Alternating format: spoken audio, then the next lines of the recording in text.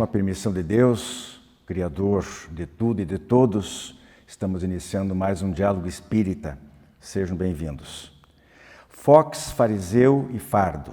Esses são os três temas que nós vamos abordar hoje no quadro Reflexões de A a Z. Falaremos da família Fox, nos Estados Unidos, em cuja casa ocorreram extraordinários fenômenos de manifestação, verdade que foi praticamente só de um espírito, mas que repercutiu mundialmente. Fariseus.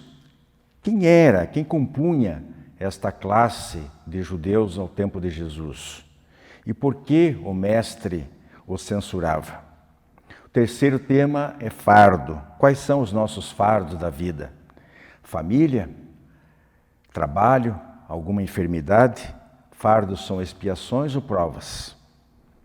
Questão interessante proposta para o Espiritismo responde. Uma pessoa pode ser a reencarnação do próprio avô ou da própria avó?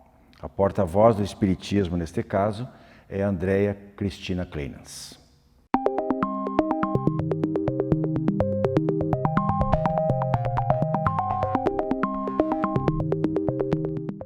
Reflexões de A a Z de hoje. Vamos começar com o primeiro dos três tópicos, é Fox. É o sobrenome de uma família norte-americana. Quem vai começar a explicar, ou vai explicar tudo, não sei, é a Andréa. Qual é a biografia da família, Andréa? Nossa, não daria tempo. Qual a importância dessa família americana, de imigrantes, na verdade, né? Para os espíritos. O que tem a ver com o espiritismo? Super importante.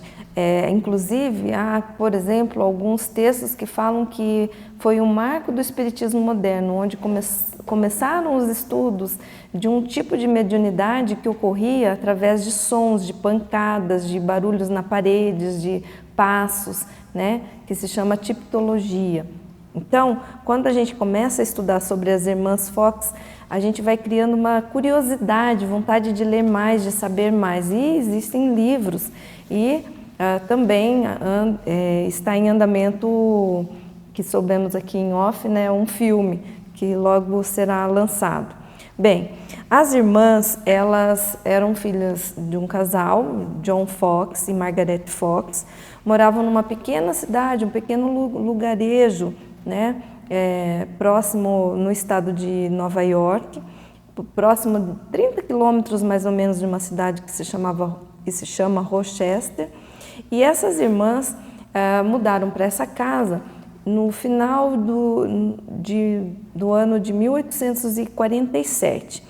No início do ano, começaram a ouvir vários barulhos na casa. Então, eram passos, eram barulhos de batidas na parede, eram barulhos, às vezes, assustadores, barulhos que não poderiam ser explicados de outra forma. E, com o tempo, esses barulhos começaram a assustá-las, as irmãs e os pais, né? A mãe, muito assustada, acaba comentando com a vizinhança o que estava ocorrendo. Como era uma comunidade muito religiosa, muitos curiosos começaram a fazer visitas a essa casa. E as meninas continuavam ouvindo esses barulhos. Até que uma das meninas, a Margaret, de 14 anos, eram duas meninas, a Margaret de 14 anos e a Kate de 11 anos, e a sua irmã mais velha, que já havia saído de casa, mas que depois tem um papel bem importante também nesse quadro. Uma das meninas resolve conversar com esse som que ela ouvia, né? A filha menor do casal, a Kate. E ela disse, batendo palmas, né, quando ela ouviu o barulho: "Senhor pé rachado, faça o que eu faço", né? Ela falava com esse barulho. De forma imediata, repetiam-se as palmadas. E quando ela parou, o som também parava em seguida. E em face daquela resposta, a filha mais velha, a Margaret, então brincava, né? "Agora faça exatamente como eu". Então eles criaram perguntas e o espírito respondia através de pancadas. Por exemplo, uma pancada dizendo não, duas pancadas dizendo sim. Também elas montaram uma espécie de alfabeto e as pancadas ou o alfabeto era escolhido a letra conforme o barulho que ocorria. Então ele começou a se comunicar, esse espírito começou a se comunicar então através desses barulhos que ele fazia, né? Só que isso gerou uma comoção na cidade e começou a gerar muita incursão de pessoas e todo mundo querendo saber, e muita crítica também, muito medo, né? Essas irmãs foram muito assediadas no caso desses fenômenos aí mediúnicos. Descobriu-se que quem estava se comunicando era o espírito de um antigo vendedor ambulante de nome Charles Rosna, que daquele modo ele procurava revelar a sua presença e entrar em contato com as pessoas que moravam ali para contar que ele havia sido assassinado 5 anos antes, seu corpo estava ali enterrado no porão daquela casa, né? Mais tarde eles começaram a fazer as escavações para tentar buscar esse corpo, só que por conta das águas e da inundação que estava havendo naquela época de chuvas muito intensas, eles interromperam e não continuaram. Houve muitas coisas ainda com relação às irmãs, né? Com relação a essa irmã mais velha que tentou, de certa forma, utilizar esse fenômeno de uma forma não muito adequada. Então, tudo isso é relatado nos livros, nos históricos, nos livros espíritas também, que tratam desse fenômeno mediúnico. Por que é importante para a doutrina espírita? Porque a partir daí começou-se uma curiosidade e estudos científicos com esse fenômeno mediúnico, né, dos barulhos, das pancadas, da tipologia e também de outros fenômenos espíritas. Então, o Kardec, mais para frente, volta a pesquisar sobre as irmãs Fox. Outros pesquisadores também se debruçaram e é muito interessante, né, o caso das irmãs.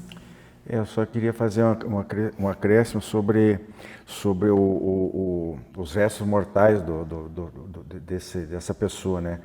O filho a família era grande, parece que era 5, 6, 7 filhos. E um rapaz mais velho, ele encontrou uma vez lá alguns destroços, alguns restos mortais, mas fizeram o exame lá, não era do Charles Rosman. Em 1904, um grupo de garotos, já depois nas ruínas, descobriram o que viria a ser, supostamente, foi determinado como sendo o cadáver dele, fazendo umas escavações, só 1904. 56 anos depois. Então foi o 31 de março, né? 31 de março de 1848, que é a data histórica que se fala, que se tem por referência de todos esses fenômenos. Rose, temos que passar para o segundo item. Eu sei que você gostaria de... Se sobrar um tempinho, depois você volta a falar das Fox. Está ótimo.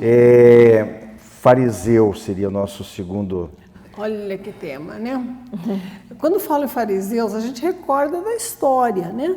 Daquela classe de pessoas extremamente religiosas que pregavam a observância fanática do culto exterior, das prescrições da Bíblia, que seguiam a letra da Escritura ao pé, até o mínimo detalhe, cobravam isso dos outros, mas que frequentemente, como Jesus colocou muito bem, não atingiam a essência da doutrina mesmo da revelação mosaica.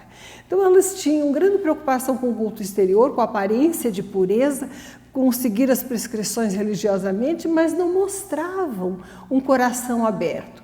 E o que Jesus coloca num dos seus exemplos, ele diz exatamente assim, olha: guardai-vos do fermento dos fariseus, que é a hipocrisia. Nada há encoberto que não venha descobrir, nem oculto que se venha fazer. O que ele quer colocar com isso? Que não há, né, para nós que entendemos a doutrina cristã, não há mérito em observar rigorosamente as prescrições externas dos cultos exteriores, que há mérito, isso sim, em submeter-nos à vontade de Deus e em procurarmos entender, amar e acolher todas as criaturas. Em que ponto isso é importante para nós? Por que isso nos toca? Porque mesmo hoje nós vemos nos diversos cultos religiosos, mesmo na feição religiosa que muitos adquirem, né, ao contato da doutrina espírita, que em si não teria essa feição dogmática, uma preocupação excessiva com a observância de ritos, de cultos externos praticamente. Tem que ser feita a reunião de determinada maneira, de outra maneira não pode ser realizada. Se não seguir tais e tais passos, não atinge o nível de iniciação seguinte. É muito justa a preocupação com a pureza doutrinária, com os cuidados, né? Com a moralidade, mas nos tornarmos censores do entendimento e da vida alheia nos assemelha muito aos fariseus do Evangelho.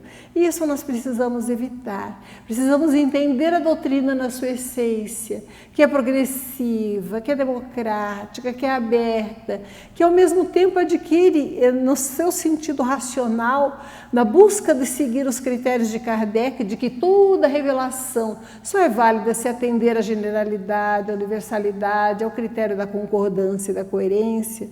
Nós acolhemos nesse ponto, se buscarmos ser fiéis ao espírito doutrinário, as revelações novas, as pessoas, as instituições, com amorosidade, com generosidade, sem julgamento, com acolhimento. E caminhamos assim juntos, baseados no estudo sério. O fermento dos fariseus é buscar parecer o que não é. E isso nós temos que evitar rigorosamente, todo cuidado nas nossas instituições, sejam elas quais forem, porque ninguém ganha em buscar parecer uma coisa que é emblemática sem viver a essência que é contrária a essa aparência externa, que é a amorosidade, a generosidade e o acolhimento ao próximo. Que são as virtudes que contam. Eu gostaria de comentar aqui que, assim, numa visão até pessoal, quando a gente não se aprofunda em certas informações, às vezes a gente cria um conceito errôneo, né? Uma opinião errônea. Eu estava observando aqui que, por exemplo, os fariseus, primeiro que o próprio Talmud, que é um dos livros básicos do judaísmo, ele faz a distinção entre não eram todos iguais, havia bons fariseus. Havia fariseus que praticavam aquilo que falavam, e aqueles que não, que falavam uma coisa e praticavam outra.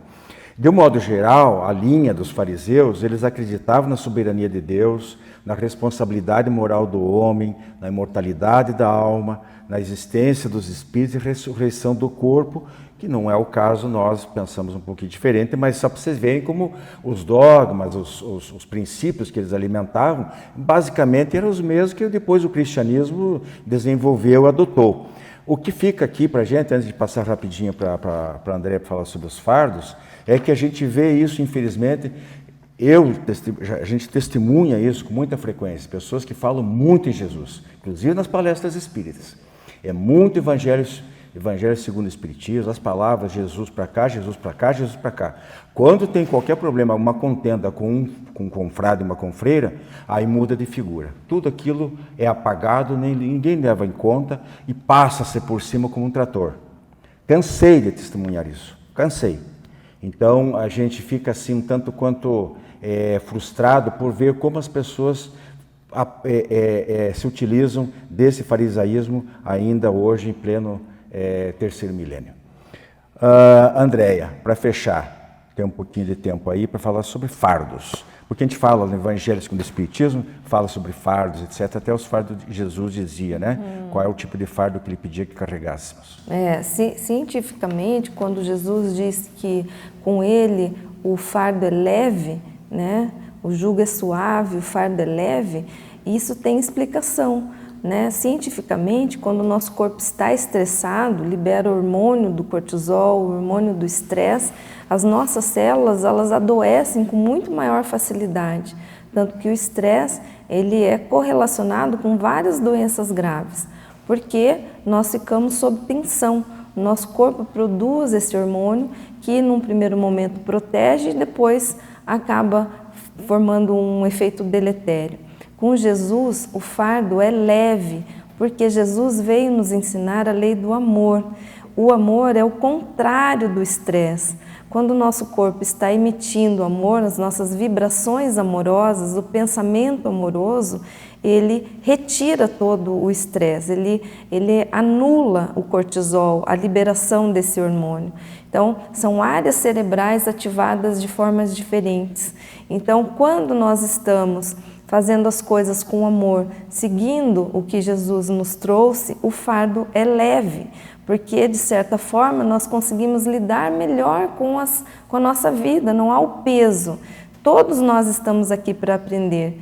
E se a gente for fazer as coisas sempre de maneira agressiva ou vingativa, ou querendo se dar melhor que o outro, ou não fazendo o caminho empático, não é?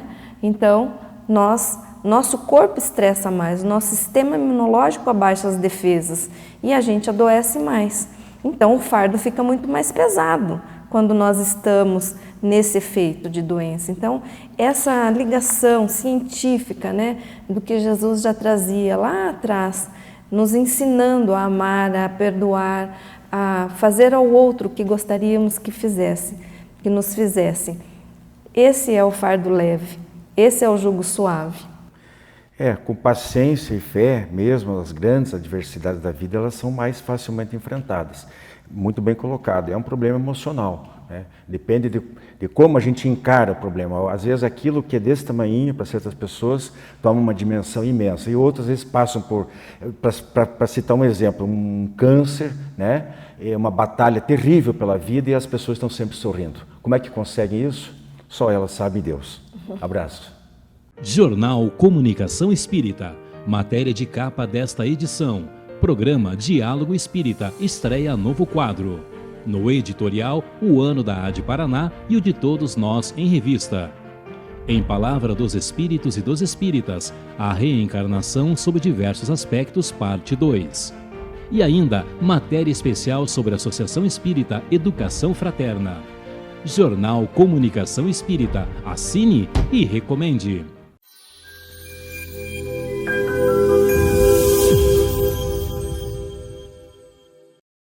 Olá, amigos. Nosso tema de hoje é imortalidade da alma, novas evidências científicas. O que nós temos a respeito do assunto? Não é novo, não é? Desde a antiguidade se fala da imortalidade da alma. Os gregos antigos, como Sócrates e Platão, já acreditavam que a alma era imortal e vinha de um plano ideal, reencarnava na Terra. Ao longo do tempo, diversos estudiosos se estenderam sobre a matéria. Mas, do ponto de vista científico, mais recentemente, na Alemanha, por volta de 1850, nós temos, entre outros, o trabalho de Zollner, por exemplo, em que ele admitia que, além das 3 dimensões normais da matéria, nós teríamos uma 4ª dimensão, feita do mesmo elemento material, mas impalpável, imperceptível pelas nossas aparelhagens, né, do mundo material, na qual se estenderiam, ocorreriam os fenômenos psíquicos. Aquilo que nós chamamos de mediunidade ou fenômenos parapsicológicos. Ele defendia por causa das evidências coletadas, que nessa 4ª dimensão, esta é física, mas numa dimensão imperceptível, é que se desenrolavam esses fenômenos. O que isso significou? Que a comunicabilidade das almas, a prova da sua imortalidade, deixou de ser uma questão religiosa, uma questão mística, uma questão de crença, e passou a ser tratada de uma certa maneira por um ramo da física. Ele escreveu 2 obras famosas, uma é Provas Científicas da Sobrevivência da Alma, outra Física Transcendental, trazendo para o campo da pesquisa científica a realidade da imortalidade.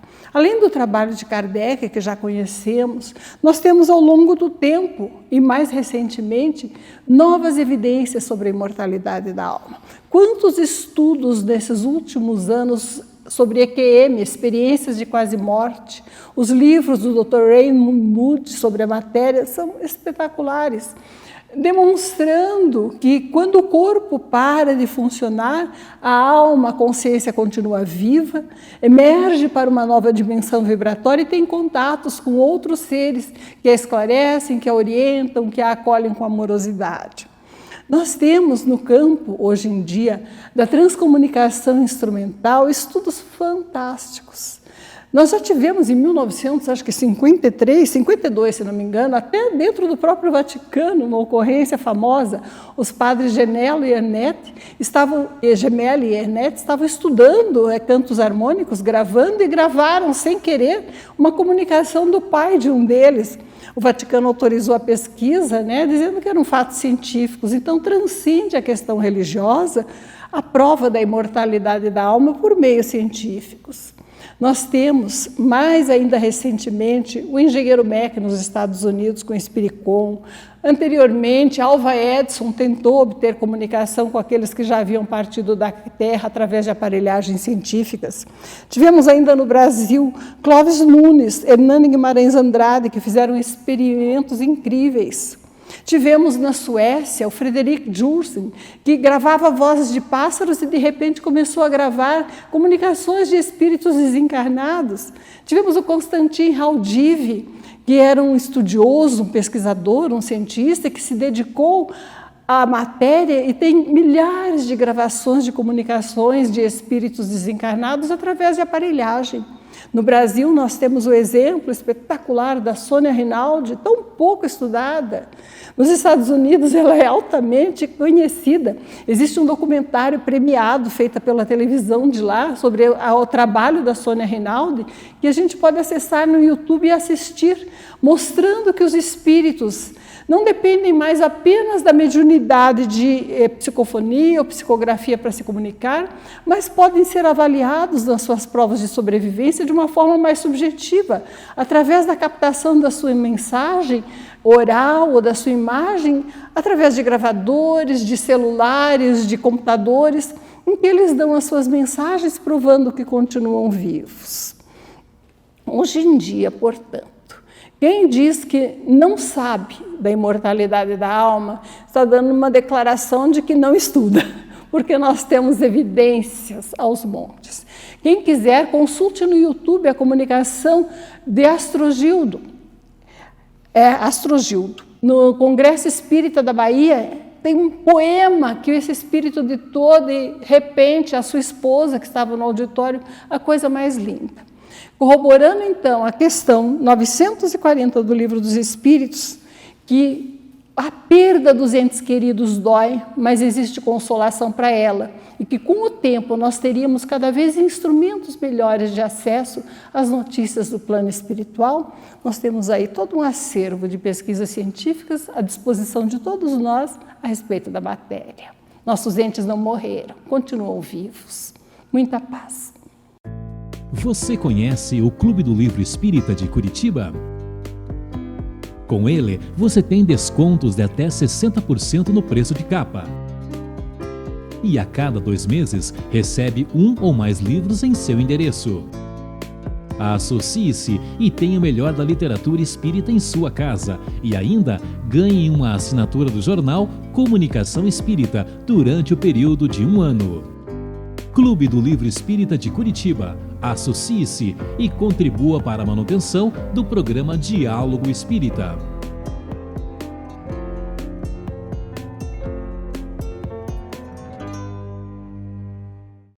Visite nosso canal no YouTube e confira nosso acervo de programas, debates, entrevistas, o diálogo aberto na visão espírita.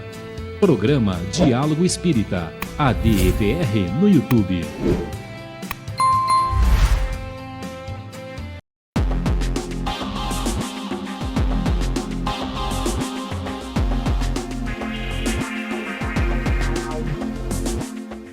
Olá, amigos! No quadro Espiritismo Responde de hoje, temos a seguinte questão e é uma questão bem interessante. Diz assim: uma pessoa pode ser a reencarnação do próprio avô ou avó?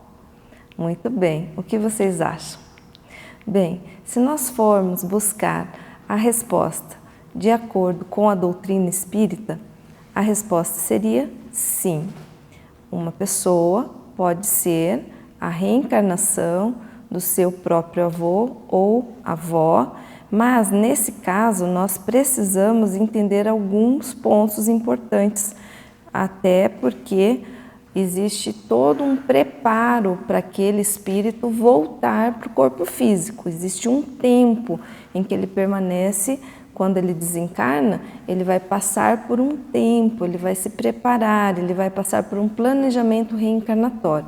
Então, seria mais lógico, nesse caso, que fosse o bisavô ou a bisavó, né? Que daria mais tempo desse preparo no plano espiritual. Bem, existem muitos pesquisadores se debruçando sobre o assunto da reencarnação. Um pesquisador que eu gostaria de citar é o Jim Tucker, que é um pesquisador que estuda sobre crianças que apresentam ou trazem memórias, essas crianças até 6 anos, até 7 anos, que ainda conservam algumas memórias da vida passada. E ele traz, num dos seus livros, que fala a respeito disso, um caso bastante curioso, né? Então, existia um ex-policial, um policial aposentado nos Estados Unidos, com o nome de John McConnell. E esse policial, ele trabalhava como segurança, ele havia se aposentado e estava trabalhando como segurança.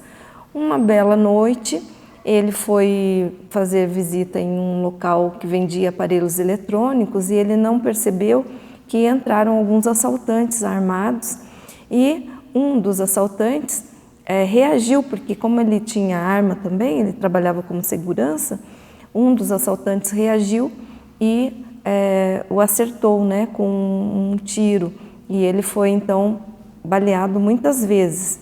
E ele teve uma lesão muito grave no coração e no pulmão direito, esse senhor, em 1992. Um tempo depois, a sua filha, né, teve um filhinho que teve um problema, nasceu com um problema grave no pulmão também, no pulmão direito. E ele teve que passar por várias cirurgias, esse garoto, que se chamava Ian. E esse menino, a partir dos 3 anos, começou a falar coisas, por exemplo, perguntar a ela onde estava o gato ou o nome do gato, que era do seu, então, avô, né? Ou então falar coisas particulares, pessoais. Falava assim, mas eu não brigava com você quando eu era seu pai, né? Um momento que a mãe havia repreendido. E ela começou a ficar muito curiosa em saber o que tinha acontecido. E esse garoto, então, lembrou com detalhes que ele, então, era aquele avô que havia falecido. Esse caso é relatado em vídeos e no livro do pesquisador Jim Tucker. Esse relato eu trouxe a título de curiosidade, porque muitos outros casos acabam vindo ao nosso conhecimento, né? Então, sim, é muito possível que isso ocorra. No entanto, nós precisamos entender que, se isso ocorrer de fato, é com a permissão, né, com certeza de Deus, e porque é necessário para aquele familiar que ele retorne, muitas vezes num tempo mais curto, para a vivência daquela família. Ou porque ainda tem algumas provações, ou porque ainda precisa alinhar com antigos desafetos que acabou deixando naquele momento que desencarnou, e assim por diante. Então, nós podemos entender que tudo é possível dentro, né, sempre que a gente obedeça ou siga sempre a regra do coração e siga as orientações dos mentores. Nesse caso, é possível sim. Um abraço a todos, muita paz.